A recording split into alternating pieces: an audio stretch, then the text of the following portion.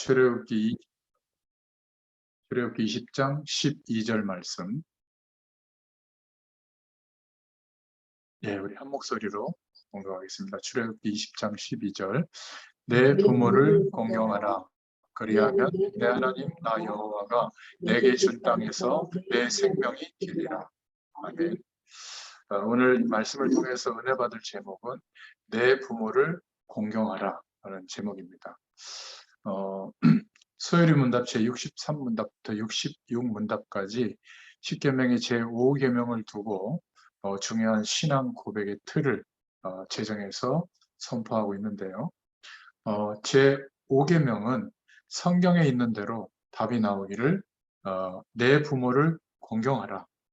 그리하면 너의 하나님 여호와가 내게 준 땅에서 내 생명이 길리라. 그러면서 5계명이 부모를 공경하라고 하는 이 계명이 명하는 것이 무엇인가?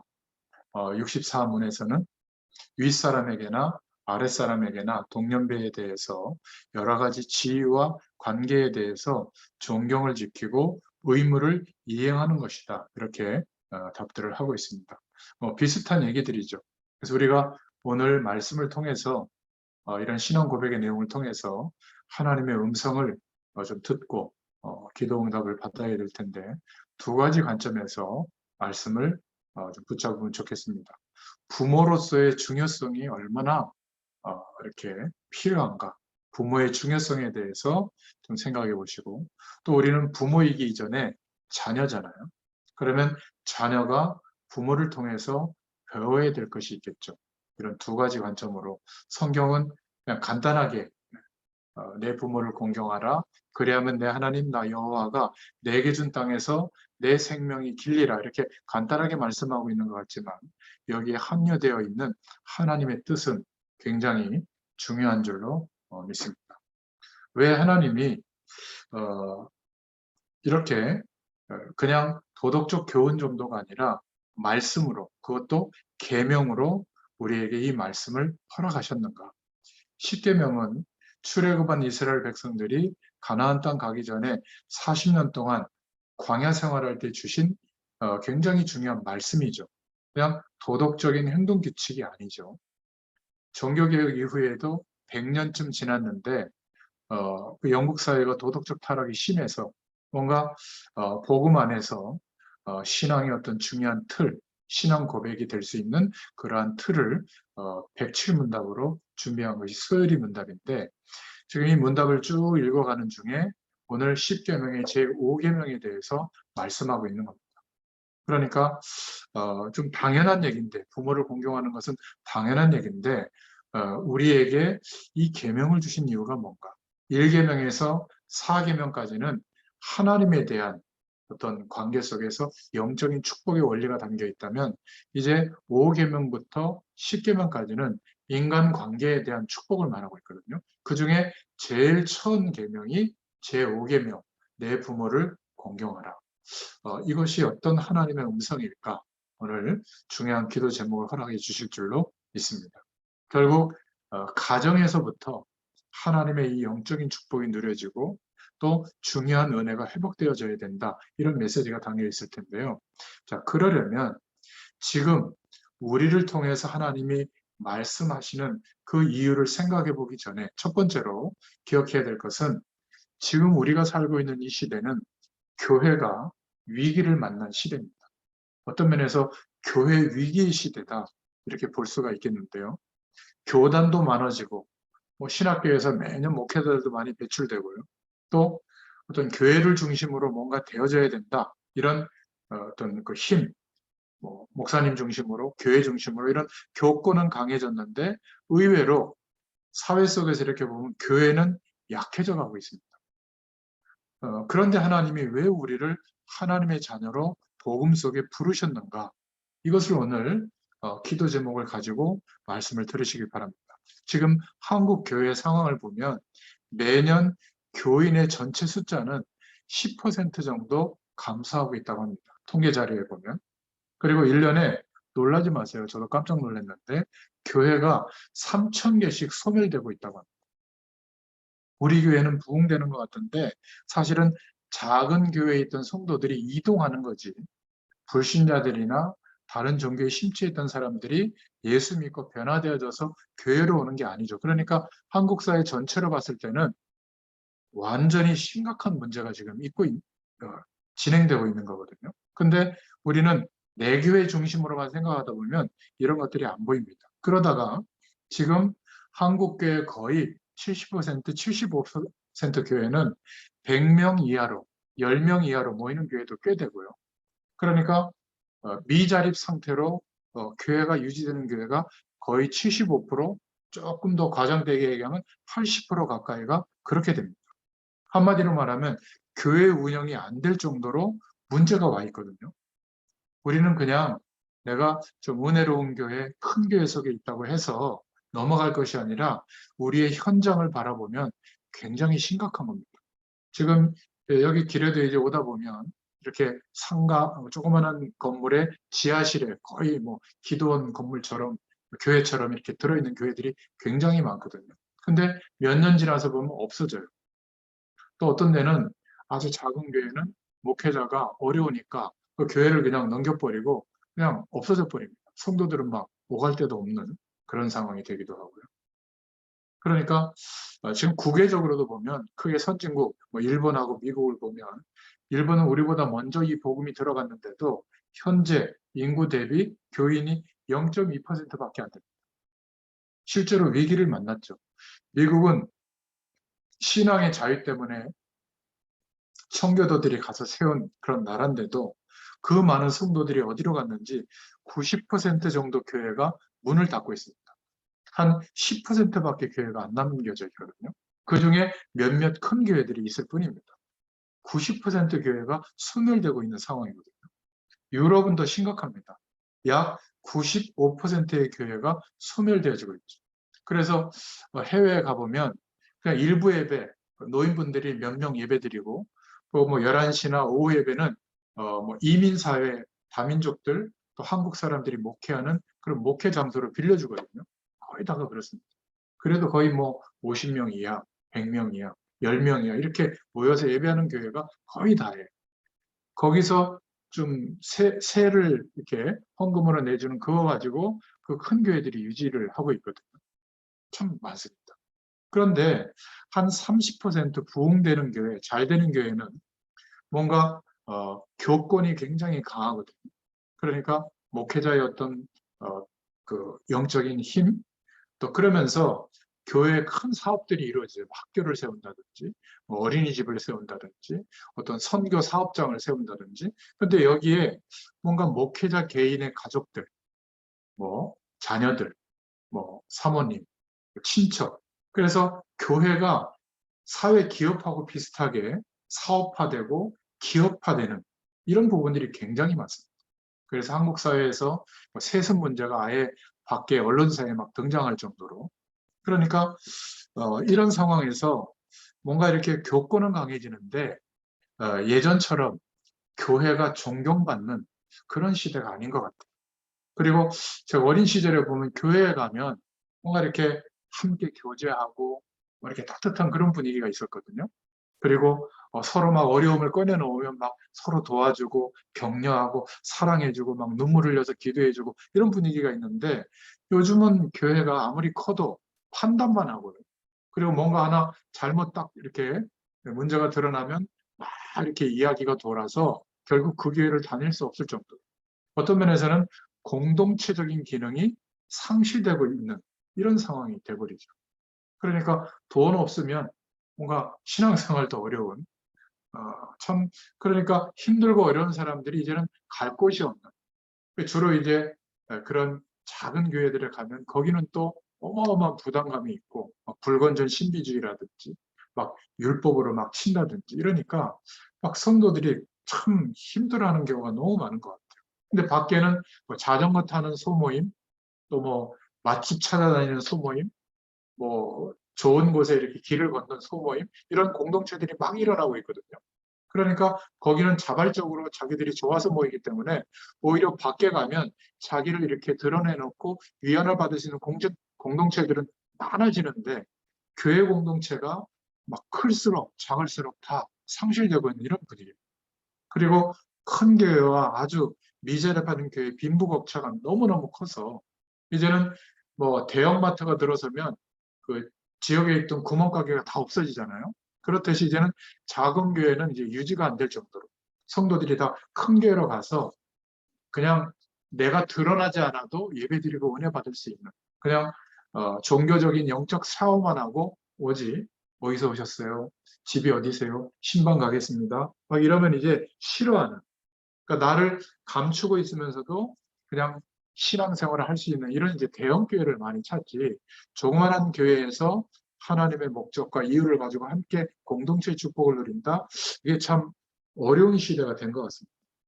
이러다 보니까 대다수의 한 80% 가까이 되는 작은 교회들은 이제 건물주가 임대료를 높여달라고 하면 그걸 낼 수가 없어서 점점 이렇게 밀려나다 보니까 성도들도 거기까지 못 가니까 가까운 교회에 이제 큰 교회로 가게 되고요. 이러니까 무리해서 교회를 건축하다가 부도나는 교회들이 꽤 많습니다. 그러니까 다른 종교단체나 어떤 굉장히 신흥 종교들, 이상한 종교단체 막 팔려나가고 있죠. 진짜 기도해야 돼요. 이게 너무 안타까운 겁니다. 이러다 보니까 교인들이 이탈하는 상황이 급속화되고 있는 겁니다. 이제 코로나 때문에 그냥 영상으로 예배드리는 게 이제 비대면으로 익숙해져 가지고 이렇게 말씀 운동이 시작이 돼서 이제 밖에서 마스크를 안 써도 되잖아요. 이제 모여도 됩니다. 그리고 걸릴 사람들이 이미 다 걸렸기 때문에 그것도 뭐 감기처럼 지나가니까 괜찮은데 이제 모이는 것 자체가 이제 좀 부담스럽고 이러다 보니까 그냥 교회에서 나와서 뭐 유튜브나 이렇게 방송 설교를 듣고 은혜가 되면 내가 좀 선교하시는 목사님들이나 이런 목회를 그래도 제대로 하는 분들, 내가 도움드려야 될 분들을 그냥 임의로 그냥 도와드리고 그걸로 이제 하나님 앞에서 위안을 삼는 이런 뭐라 그럴까 샤이 성도들, 어느 특정 교회 소속이 안 돼 있지만 그냥 나름대로 유튜브로 예배하고 헌금을 이렇게 보내드리고 그러니까 자기의 기준에 맞는 그런 신앙생활만 하는 거죠. 그러니까 갈수록 공동체로 누릴 교회의 축복 이게 뭔지 모르는 이런 현장 속에 가보면 그런 성도들이 굉장히 많은 것 같아요. 교인들이 이제는 교회를 이탈하고 있는 상황. 진짜 기도해야 됩니다. 이때 하나님이 우리를 복음 속에 부르시고 이렇게 많은 시간 동안 복음의 뿌리가 내려질 수 있도록 저와 여러분에게 은혜를 주시는 이유가 있겠죠. 그래서 이 현장을 회복할 길은 결국 전도가 전문화되어야 됩니다. 이 전문화된다는 것은 특별하게 한다는 말이 아니라 완전히 생활화돼야 되거든요. 예를 들면 지금 여기 지사님 가정처럼 하나님이 하시는 전도의 일을 위해서 내 한 주일의 시간 동안에 한 1시간 정도라도 고정된 시간, 그리고 고정된 장소, 내가 삶을 살면서 만나는 사람들을 품고 기도하는데 이들에게 전도의 문을 열어줬을 때 고정된 장소와 시간에 초대해서 복음을 알려주고 이 영원한 축복을 알게 되도록 도와주는 현장 조직이 있어야 되거든요. 초대교회 성도들 120문도는 다 그런 현장 조직을 강원도만한 이스라엘 땅덩어리 안에 3,000군데나 갖고 있었거든요.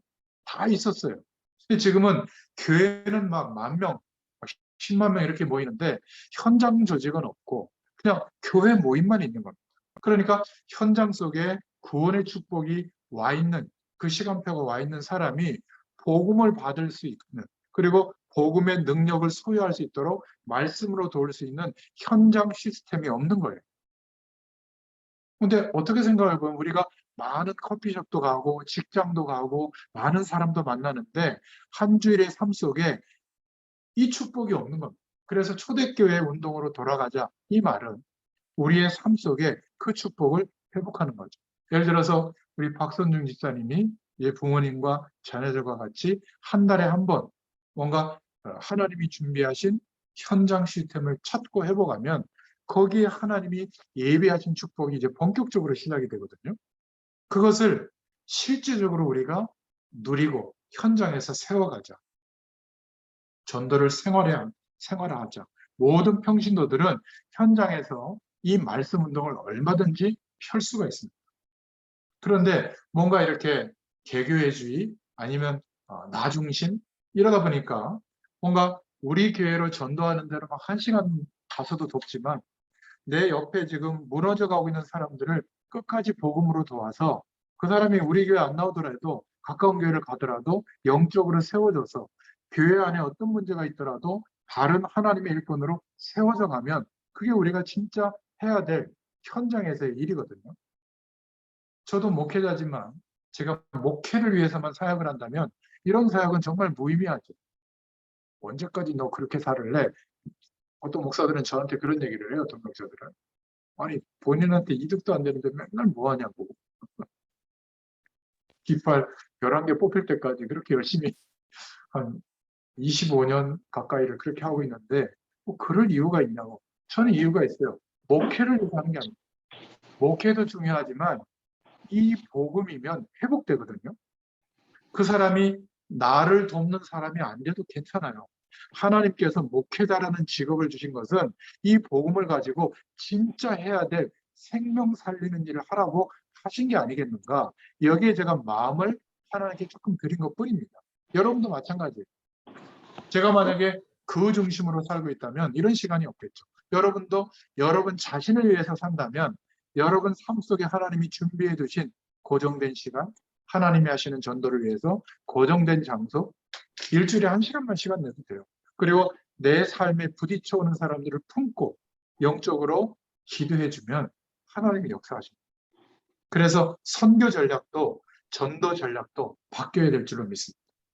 큰 도움을 받아서만 할 수 있는 것이 아니라 얼마든지 이 복음이면 이 전도 하나 이해 못하고 주의 종들이 복음 하나 이해 못한 이 결과가 지금 우리가 살아가는 이 세상 속에 교회는 많아지는 것 같은데 교회 위기의 시대가 온 겁니다. 그래서 하나님은 이 축복의 일들을 교회에서도 시작해야 되지만 우리 가정에서부터 이 영적인 축복을 누리고 전달해야 되지 않겠느냐. 그래서 부모의 중요성이 중요하다. 그런 의미에서 제5계명 내 부모를 공경하라. 이렇게 말씀하고 있는 줄로 믿습니다. 그렇다면 이제 우리가 부모된 입장에서 부모의 중요성을 한번 살펴보겠습니다. 부모의 신앙이 우리 후대들에게 그대로 전달됩니다. 저와 여러분들이 인생을 살아가면서 돈이 있어야 돼. 성공해야 돼. 공부 열심히 해야 돼. 최선을 다해야 돼. 훌륭한 인격을 가져야 돼. 맞아요. 그런데 그것이 전부인 것처럼 강조하면 아이들도 돈이 있어야 돼. 성공해야 돼. 얼굴을 뜯어 고쳐서라도 예뻐야 되고 멋있어야 돼. 막 부정적인 방법을 동원해서라도 사회 계층에서 위에 올라가야 돼. 이게 인생관이라면 신앙생활도 그것 때문에 하겠죠.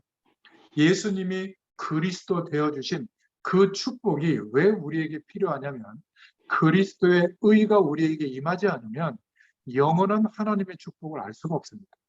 이미 구원받았는데 구원받은 축복은 그냥 수단이지 내가 기대하는 세상에서 행복보다 못한 정도의 수준인 거예요. 그러니까 인생관이 안 바뀐 상태로 하나님의 능력을 수단으로 삼고 하나님의 말씀을 수단으로 삼고 뭔가 하나님의 역사하시는 축복을 내가 기대하는 인생을 도와주는 보조 수단 정도로 생각하는 겁니다. 그러니까 열심히 신앙생활하다가 지치죠. 왜 그렇죠? 내가 기대하던 응답이 안 오는 것 같으니까. 그런데 하나님은 이미 구원해 주셨거든요. 지금 내가 전에도 하도 이해가 안 되는 듯해서 세속적인 비유를 들었잖아요. 이 가방에 100억이라는 현찰이 들어있다. 아마 하루 종일 그거 신경 쓸 겁니다. 창조주 하나님이 성령으로 나와 함께 하시는 사람이 됐는데 하루 종일 살아가는데 하나님이 함께 하시는 성령 하나님이 의식이 되고 기대가 되고 바라봐지지 않는 게 참 이상하지 않아요? 그리고 온갖 걱정을 내가 하고 있는 겁니다. 그리고 걱정하고 있는 그 내용을 도와주는 보조 수단으로만 하나님을 바라보는 거예요. 참 희한하지 않습니까?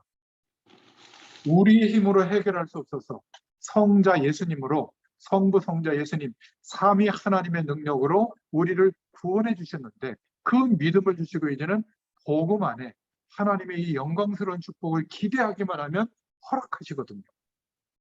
그런데 기대하지 않아요. 문제 해결하는 거, 어려움 해결하는 거 그게 더 급한 겁니다. 왜 우리에게 하나님이 하나님 자녀로 출발했는데도 그 문제를 계속 두시죠? 그 문제가 전부 아니라는 거예요. 그래서 너무 절망스러운 인생의 시기가 몇 번 오는 겁니다. 아무 노력도 안 통하도록. 그런데 그때도 수단과 방법을 동원하는. 그때는 어떻게 해야죠? 멈춰요. 노력이 안 통하도록 하셨으니까. 출애굽한 이스라엘 백성들은 노력이 안 통합니다. 전적으로 하나님의 것으로 살아야 되는 시기거든요. 그런데 믿음으로 구하면 성막을 바라보고 하나님의 말씀을 의지하여 피 뿌리는 예배를 드리고 번제를 회복하면서 오실 메시아의 약속을 붙잡으면 만나가 내려요. 생수죠, 물이 광야에서는. 근데 아무도 없는데, 물줄기가 없는데 반석, 바위를 쳤는데 거기에서 생수가 터져요. 직조기술이 발달해야 되는데 한 번 옷을 해 입으면 평생토록 옷이 상하지 않아요. 어마어마한 기후차가 있는데 불기둥, 구름기둥으로 하나님이 보호하십니다. 어마어마한 강대국들이 주변에 있는데 하나님께서 역사하셔서 오히려 정복하게 하세요. 신기하죠? 그 정도 체험하면 하나님을 바라봐야 될 거 아닙니까? 그런데 40만 명 이상이 하나님을 안 바라봅니다. 거의 200만 명 가까이가 하나님을 안 바라보고 40년 동안 다 광야에서 죽게 됩니다. 가나안 땅, 약속의 땅, 오실 메시아의 땅에 들어간 인물은 광야에서 태어난 세상 배경을 모르고 하나님이 주시는구나 이렇게 알았던 후대들과 여호수아와 갈렙만 하나님의 약속의 땅에 가는 거죠. 여러분, 지금도 늦지 않았어요. 우리가 정말 그리스도의 축복이 전부 다고 하나님이 함께 하신 은혜가 전부 다라고 하는 사실적인 은혜가 우리에게 임하잖아요. 이게 부모로부터 후대들에게 전달이 되는 거예요. 그렇다면 그 부모는 어떻게 해야죠? 공경해야 되는 겁니다. 자녀들이 그 축복을 공급받았다. 신명기 6장 4절부터 9절의 메시지 우리 알고 있잖아요. 손목에도 미간에도 말씀을 붙이고 자녀들에게 가르치라고. 출애굽한 부모들이 이 시당을 전달해야 되지 않았겠어요? 그런데 이스라엘의 멸망과도 관계가 있는 거죠. 후대들에게 무엇이 전달됐는가? 이런 의미를 두고 내 부모를 공경하라. 그리고 부모들에게는 자녀들에게 이 영적 사실을 가르쳐라 라고 말하고 있는 겁니다. 그런데 이 유대인들은 오실 메시아의 약속만 빼고 가정에서 세상의 엘리트가 될 만한 어마어마한 교육을 시켜서 지금 전 세계 정치, 문화, 경제를 사로잡고 있습니다. 유대인들은 가정에서부터 세 가지를 가르쳤는데요. 처음부터 가정에서 유대인들은 경제를 가르친 겁니다. 여러분, 교사가 되는 거, 의사가 되는 거, 법관이 되는 거는 직업을 가리킨 겁니다. 그러면 편안하게 돈 많이 번다. 그거는 경제가 아니에요. 어떻게 돈이 만들어지고 어떻게 이익이 만들어지고 시대마다 그 이익은 어떻게 분야를 따라 움직이고 있고 그 경제 규모를 가지면 어떤 축복이 오는지 이거를 가르쳐 준 거거든요. 보여주게 된 겁니다. 이거는 아무리 공부를 많이 해도 경제 공부를 모르면 다 굶어요. 제가 만난 음악 전공한 분들, 특히 클래식 음악 전공한 분들은 음악을 30년 가까이 하루에 10시간이나씩 연습해서 그 음악을 연주하는 데는 탁월하거든요. 근데 경제 공부를 하지 못하다 보니까 그 음악을 연주해야만 페이를 받잖아요. 근데 누가 클래식 음악을 그렇게 듣습니까? 감동스럽다. 살만해야 됐죠. 뭐 그냥 뭐 트로트 이런 거 들으면서 그냥 술 한잔 하면서 신금을 울리는 그 소리 들으면서 하루를 보내지 정말 우리나라 계층에 5만 원, 10만 원 티켓을 끊어서 1년에 한두 차례라도 클래식 음악에 가서 연주에 참여하는 사람 몇 명이나 되겠어요. 그러니까 점점점 설 자리가 없고 밥 못 먹는 사람 많아요. 연주 박사학위를 받고 돌아왔는데 뭘 못한 거죠? 경제 공부를 못한 겁니다. 이 경제 공부는 오히려 시장 통해서 무시하는 건 아니지만 김밥 말아서 파시는 분인데 막 건물도 갖고 있고요. 그리고 지금은 막 몇 군데 이렇게 체인점을 내가지고 그냥 뭐 월 매출이 막 거의 뭐 7천만 원? 저 이런 현장도 가봤습니다. 계속 김밥 말고 계세요, 그 아줌마. 근데 경제 규모를 알고 있는 거예요. 어떻게 해야 목 좋은 곳에서 손님들을 잡고 또 계속 될 수 있는 이 경제가 움직일 수 있는 규모를 마련하는. 상어건물 몇 개 샀다고 그러더라고요. 지금 깜짝 놀랐어요. 학벌은 초등학교도 잘 안 나오셨어요. 연세는 거의 80이 다 되셨거든요. 근데 김밥 말고 계세요. 저 안양에 있는 그 김밥집인데. 대단하더라고요. 맛도 조금 특별하긴 하더라고요. 그 밥에 무슨 옛날 사카린인가? 그걸 넣는지 뭔가 이렇게 약간 단듯하면서 특별한 맛이 있어요. 아무튼 그리고 이 유대인들은 가정에서 어릴 적부터 전문성을 가르쳐 준 겁니다. 제가 말하는 전문성은 뭐냐면 돈 버는 전문성이 아니라 네가 가지고 좋아하고 있는 그 기능을 통해서 많은 사람들에게 유익을 줄 수 있는 내용을 발견하도록 돕는 거죠. 그게 전문성입니다. 제가 만약에 저의 목회를 위해서 이기적으로만 사용한다면 그거는 아무리 뛰어난 설교를 하고 아무리 뛰어난 목회를 해도 그거는 전문성이라고 볼 수가 없는 겁니다. 그냥 기능일 뿐이죠. 여러분들의 직업을 가지고 모든 사람을 이롭게 할 수 있는 답을 찾는 거. 어떤 의사분들은 자기의 시간을 쪼개서 굉장히 의료 혜택이 되지 않는 전 세계에 찾아가서 그들을 끝까지 돕고 섬기는 뭐 국경 없는 의사회 그분들을 보면 참 존경스럽더라고요. 그죠?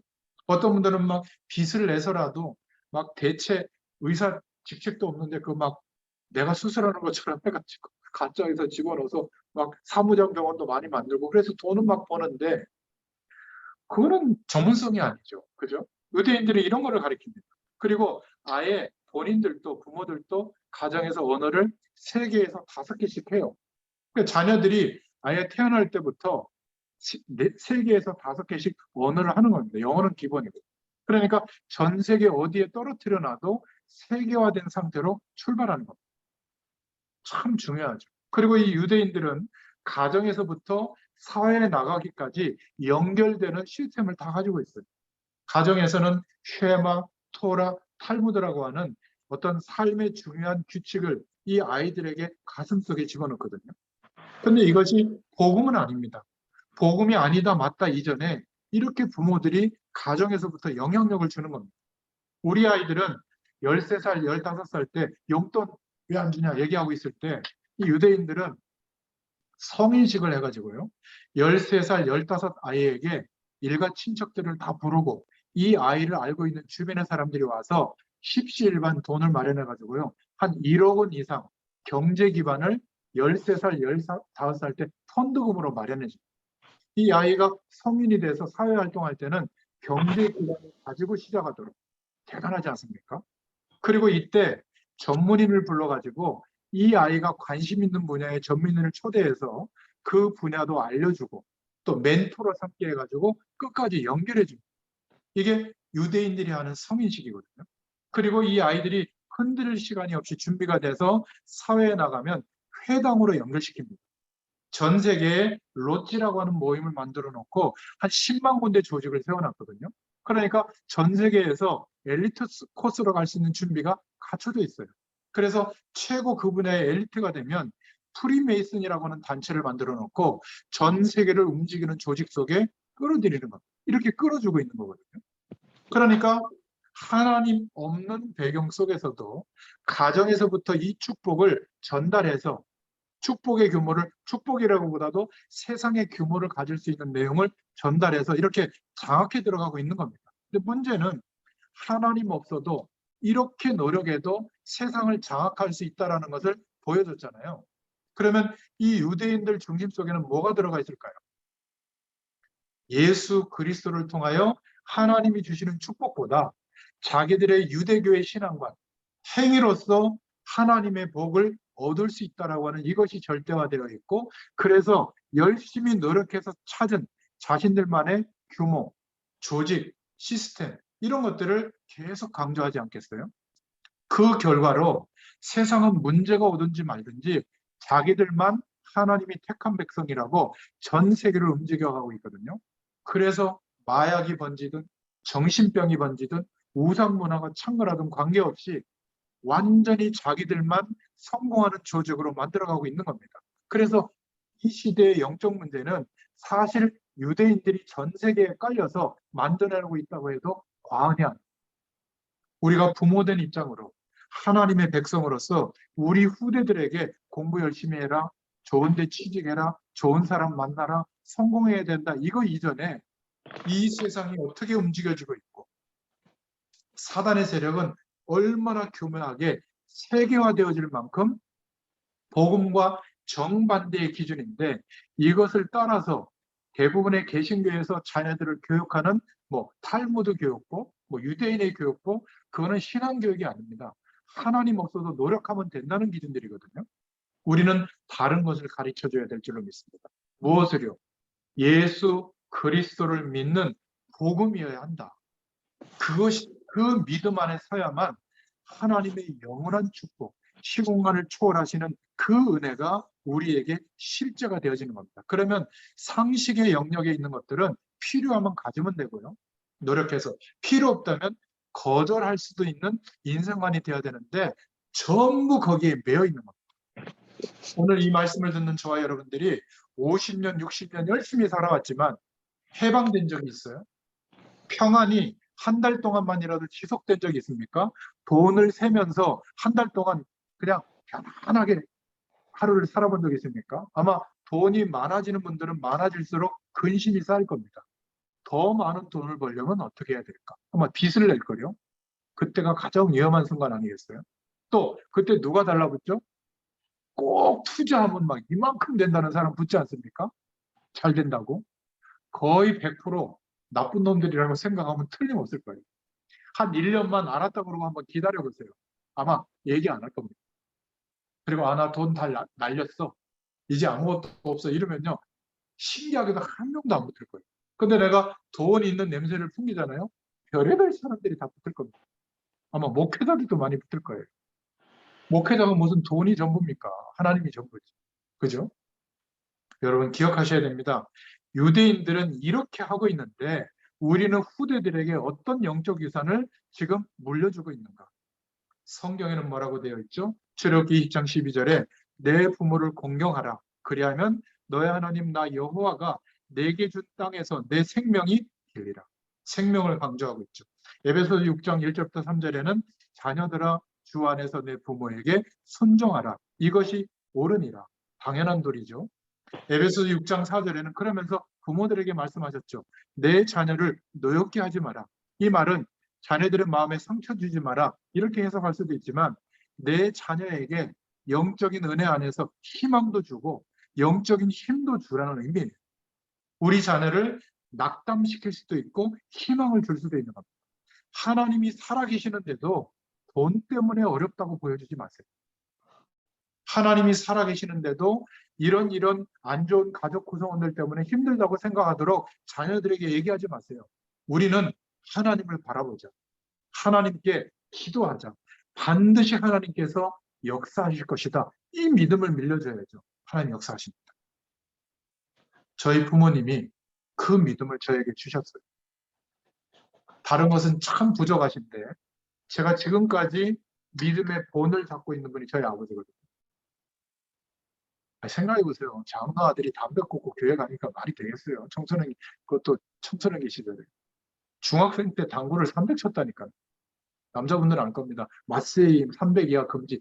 마세이를 제가 찍었다니까요. 중학생. 아저씨들하고 내기 당구에서 짜장면 얻어. 공부 빼고는 다 그 정도 했거든요. 싸움까지. 얼마나 창피했겠어요. 저희 아버지가. 목사님 아들도 막 두드렸죠. 6개월 동안 교회도 못 가시고 새벽기도 가고 그런 정도.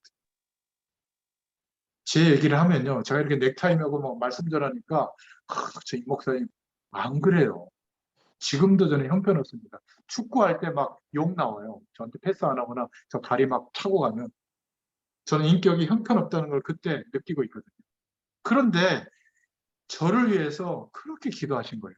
믿고 하나님께서 역사하실 것을 믿고 그 믿음의 기도가 우리 아버지가 어떤 기도를 했는지는 몰라요. 그러나 아버지가 하나님을 믿고 있거나 그리고 저에게도 나무랄 때도 많았지만 하나님이 너를 변화시킬 것이다. 이 믿음을 한순간도 잃지 않고 계세요.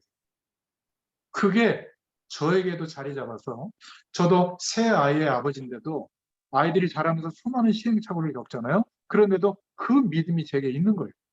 이거 물려주시길 바랍니다. 이것이 세상의 그 어떤 것보다도 강력한 힘이 되는 줄로 믿습니다. 아멘. 아멘입니다. 감사합니다. 그래서 우리가 정말 이 시대에 부모로서 꼭 기억해야 될 5가지 기도 제목이 있습니다. 부모님이 하나님처럼 아니지만 부모님을 공경하라라고 말씀을 하신 이유가 있거든요. 다른 것은 몰라도 복음의 뿌리를 내리도록 만들어 주시기를 바랍니다. 어려울수록 좋아요. 나는 어렵기 때문에, 모자라기 때문에 너희들에게 정말 다른 부모처럼 세상적인 것을 주지 못해서 미안하다. 하지만 하나님 바라보자. 너의 인생을 통하여, 엄마 아빠의 인생을 통하여 하나님께서 이 영광을 받으신 축복을 반드시 알게 할 것이다. 여러분, 유대인들이 다 했는데 한 가지 엄청난 실수를 한 게 뭐냐면 복음의 뿌리가 내려지지 못합니다. 똑같은 말씀인데 민족주의로 자리 잡도록, 세상의 열심의 방법으로 자리 잡도록 실수한 거예요. 그래서 유대인들은 아직도 예수님을 그리스도로 안 믿습니다. 엄청난 실수죠. 우리 렘넌트들이 세상에 나가면, 후대들이 세상에 나가면 말씀의 은혜와 하나도 안 맞아요. 세상은 뭐죠? 돈이 있어야 돼, 성공해야 돼, 경쟁해서 이겨야 돼, 좋은 사람 만나야 돼. 그렇지 않습니까? 뭔가 이렇게 남을 짓밟고라도 내가 성공의 자리에 올라가야 돼. 이런 논리로 가득 차 있거든요. 그런데 그렇게 살지 않으면 위태한 결과가 온다라고 생각되게 되어 있어요. 그때 어떻게 해야죠? 우리 후대들이 복음이 전부라고 하는 것을 뿌리 내리지 않고 세상에 나가면 그게 전부라는 인생관이 자리 잡게 됩니다. 그래서 우리 부모가 다른 것은 전달해주지 못하더라도 생을 걸어야 돼요. 생을 거는 게 뭐죠? 잔소리 많이 하는 게 아니라 우리의 삶의 중심을 거기에 맞추는 겁니다. 그러면 자녀들은 존경해주게 되어 있어요. 왜죠? 하나님은 살아계셔서 역사하시니까. 기도해야 될 줄로 믿습니다. 기도하는 배경이 있는 자녀는 절대로 망하지 않습니다. 하나님이 역사하세요. 그러면서도 동시에 삶과 경제를 가르쳐 주시기 바랍니다. 지난 시간에 말씀드렸죠. 하나님이 움직이시는 경제관을 가져야 돼요. 그래야 작은 나의 물질이 하나님의 손에 들려져서 그 축복들이 합쳐져서 하나님의 은혜를 누리게 되는 겁니다. 우리의 미래는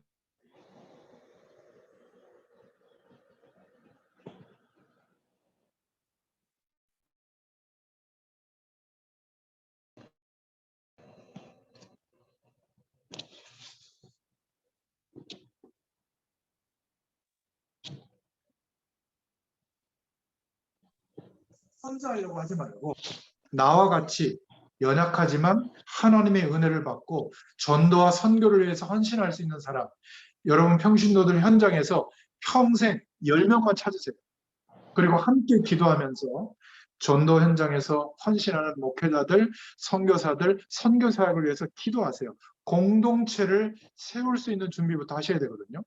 유대인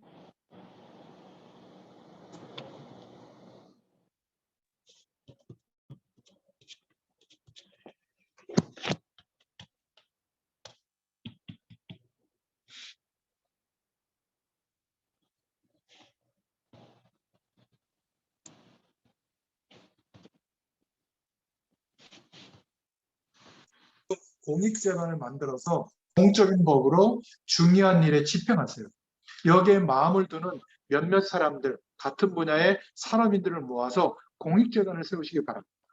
그러면 10명만 모여도요, 한 교회, 한 교단보다 이게 1년의 수입이 합쳐지기 때문에 공익재단으로 얼마든지 주의 일에 헌신할 수 있어요. 내가 막 그룹이 돼가지고 한다는 욕심 갖지 마시고 이 복음운동 속에 함께 기도하다 보면 그 마음을 맞는 사람들이 같이 기도하면서 세우시기를 바랍니다. 이거를 후대들에게 보여줘야 돼요. 그래서 후대들도 열심히 공부해서 성공할 이유, 성공자들과 함께 이 규모를 만들 수 있어야 됩니다.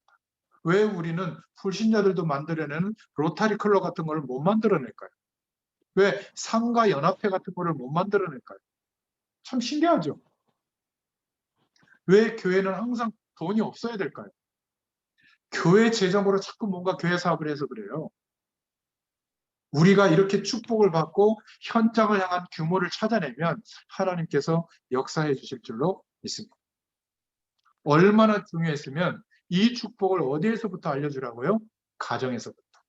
그래서 내 부모를 공경해라. 그러면 내 생명이 길리라. 그냥 부모가 아니라 이 축복을 전달하는 부모이기 때문에 그런 겁니다. 그리고 세 번째로 우리가 자녀된 입장에서 부모를 통해서 배워야 될 것도 있거든요. 우리는 부모를 통해서 세상을 살아가는 인격도 배워야 됩니다. 그래서 내가 가장 존중해야 될 사람이 누구인가? 부모를 존중할 수 있어야죠. 그래서 오늘 답을 하기를 명예와 의무를 소홀하지 말라. 이렇게 도덕법으로도 규정하고 있잖아요. 내가 부모님에게 효도하는 것이 가장 세상을 살아가는 중요한 의무를 배우는 것이다. 그리고 윗사람들에게 또 함께하는 사람들에게 아랫사람들에게 예절을 지키는 것. 이게 시작이 효도로부터 배우는 거거든요. 굉장히 중요한 거예요. 성경 말씀으로 하나님께서 명령하신 내용들입니다. 그래서 우리는 부모에게 세상 사람들은 인격을 배우는 것에서 멈추지만 우리는 부모를 통하여 언약을 배워야 됩니다. 하나님의 약속, 하나님의 계획, 하나님의 뜻. 목사님, 저는 부모님이 불신부모인데요. 막 이혼한 부모님인데요. 막 어렸을 때부터 폭력만 행사한 부모님인데요. 막 빚만 진 부모님인데요. 괜찮습니다. 우리는 그리스도 안에서 하나님의 축복을 받은 사람이 맞다면 불신부모, 문제부모를 보면서 우리 가문과 가정에 대한 하나님의 약속을 찾아내시기 바랍니다. 하나님의 축복의 계획을 찾아내셔야 돼요. 이것을 못 찾아내고 우리 후대들에게 여전히 이런 어려움들을 물려주면 그러면 우리도 부모 되기 이전에 자녀잖아요. 우리도 결혼 때문에 오는 문제 그대로 겪고요. 경제적 어려움, 일시적으로 어려울 수 있지만 계속 경제적으로 어려운 것은 하나님의 뜻이 아닙니다. 건강도 일시적으로 나쁠 수 있지만 계속 시름시름 앓는다? 하나님 뜻 아니에요. 건강이 무너진 사람 뭐부터 해야죠? 음식 가려 드시고 운동하시고 그러면 건강해집니다. 하나님께 영적인 힘을 달라고 기도하시고 해도 되고 안 해도 되는 게 아니라 매일 해야 돼요.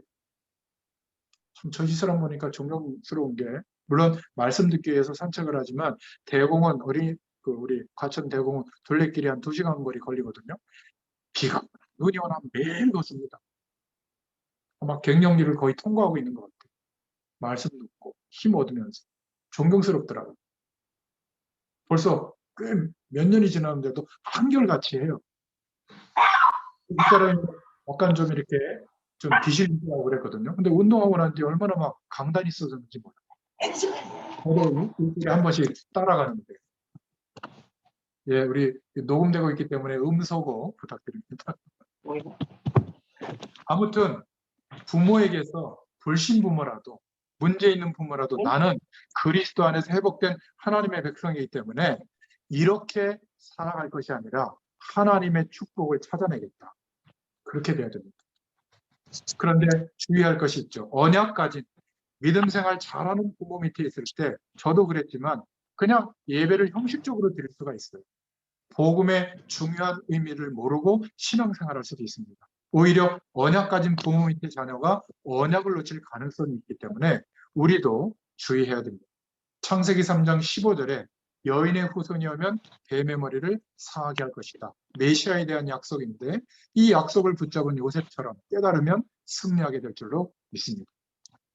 부모의 마음에 우리 자신이 담겨져야 될 줄로 믿습니다. 성공된 자녀들은 전부 부모의 마음에 담겨 있습니다. 부모가 생각할 때 걱정되는 자녀가 있다면 참 고생하겠죠. 믿어지는 자녀가 있고 또 하나님 앞에서 영광스러운 자녀가 있습니다.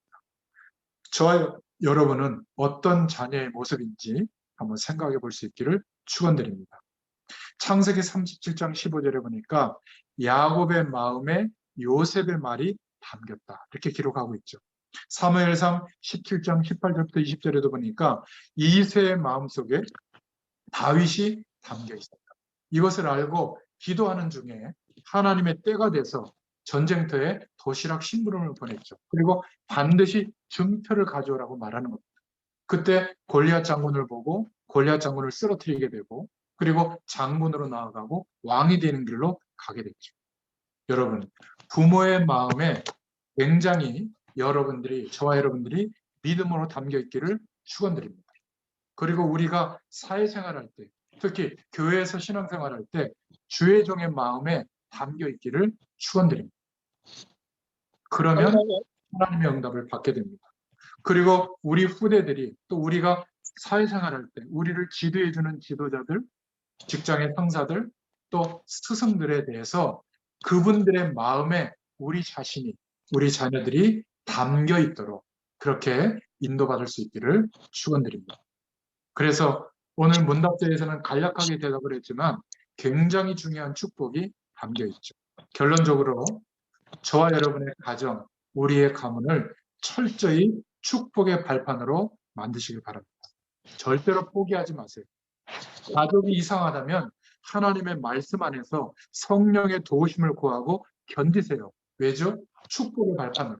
이제 내 대가 지나가서 우리 자녀에 대해는 하나님의 축복의 발판으로. 저희 교회 찬양비 지휘하는 장로님, 아버님이 돌아가셔서 장례가 있었는데 오늘 아침에 그렇게 전화를 주셨어요. 어머니가 처음으로 예수 믿었는데 이제 많은 시간이 지나서 온 가문이 예수 믿게 되고 장례를 치르는 그 기간 동안 8번이나 예배로 장례를 치렀다고 너무 감사하다고 이러면서 많은 생각을 하게 되고 한 3, 40년이 지나면서 가정과 가문의 문화가 하나님을 바라보는 문화로 바뀌게 됐노라고 참 너무 감사 고백하는 얘기를 들었습니다. 여러분, 절대로 가족이 이상해도 가정에 문제가 와도 포기하지 마시고 언약 안에서 하나님의 말씀 붙잡고 견디세요. 혹시 청년들이 이 말씀을 듣는다면 여러분 결혼할 때도 신중하게 하세요. 그리고 결혼했다면 쉽게 이혼하지 마세요. 견디시길 바랍니다. 그리고 완전히 축복의 발판으로 만드시길 바랍니다. 기도하세요. 여러분 이혼해도요 어차피 힘듭니다. 더 힘들어요 어떤 면에서. 그러니까 이혼을 하지 마라 그 말이 아니에요.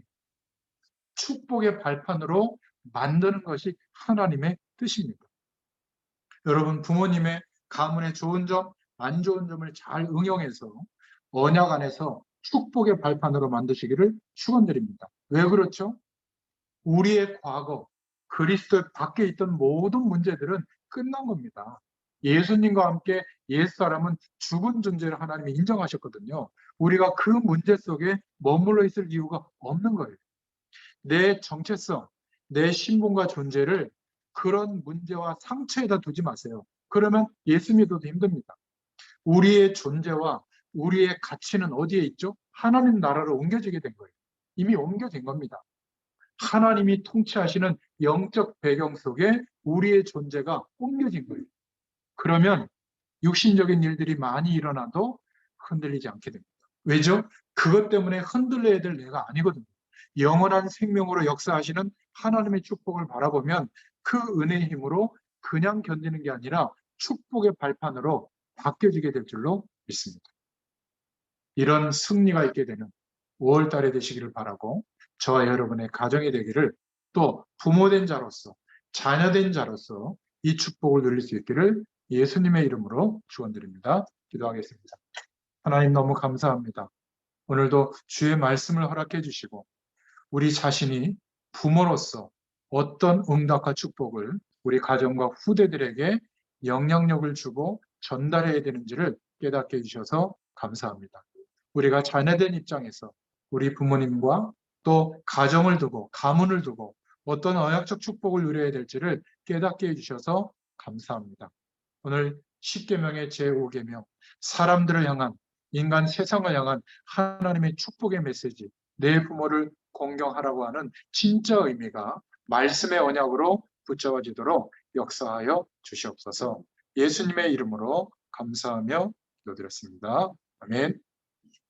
감사합니다.